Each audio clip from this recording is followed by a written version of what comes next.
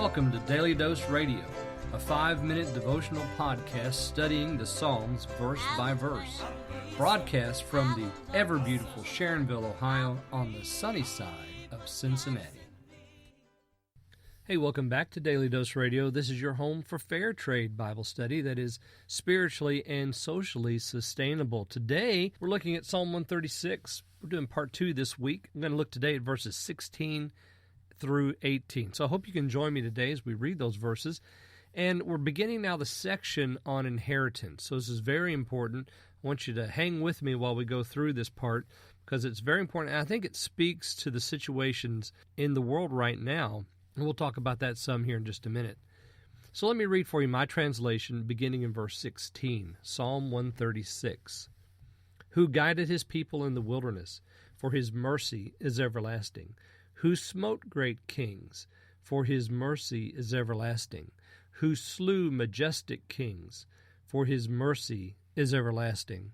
As I said, we begin now the inheritance section. We following the outline provided for us by Psalm 135, which is condensed because in Psalm 136 we expand it using that phrase that's recurring in every verse, for his mercy is everlasting. And today we look at the first part of the inheritance, and we have here in verses 16 through 18, he guided his people in the wilderness. So we go back now to the book of Numbers. We go back to the book of Exodus. We find the wilderness experience. The Lord God is the one who's directing all things. He's telling Moses what to do, how to do, where to go. The column of fire by night, smoke by day is leading them through the wilderness after they set out from Sinai. They arrive at their designated place. They send in the spies. They rebel.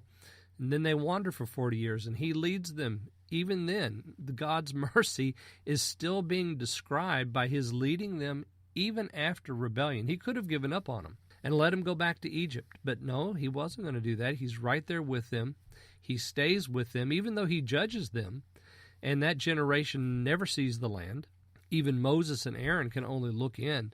They'll never go in there. And so he's guiding his people in his mercy throughout that wilderness experience. A beautiful thought.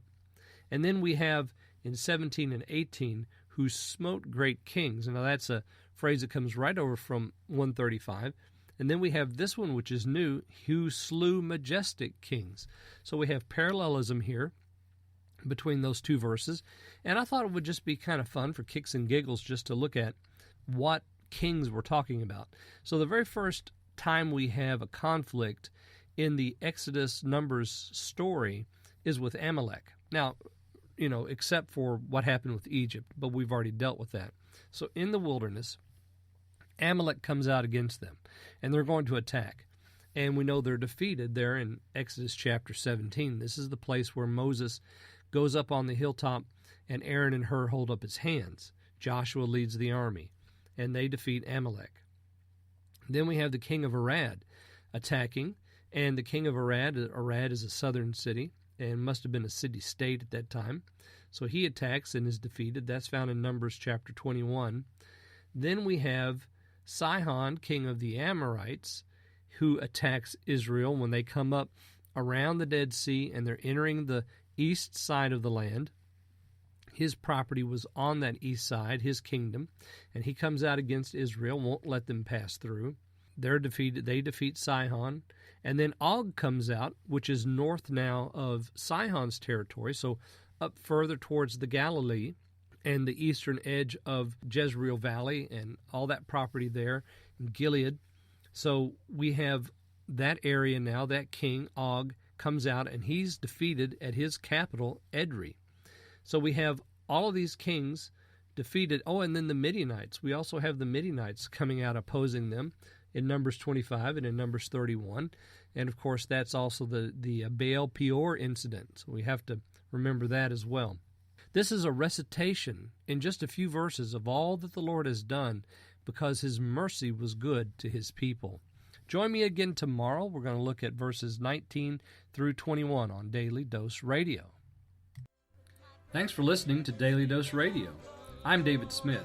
The music today has been performed by the Bluegrass Experiment. Thanks again for listening. I'll see you next time on Daily Dose Radio.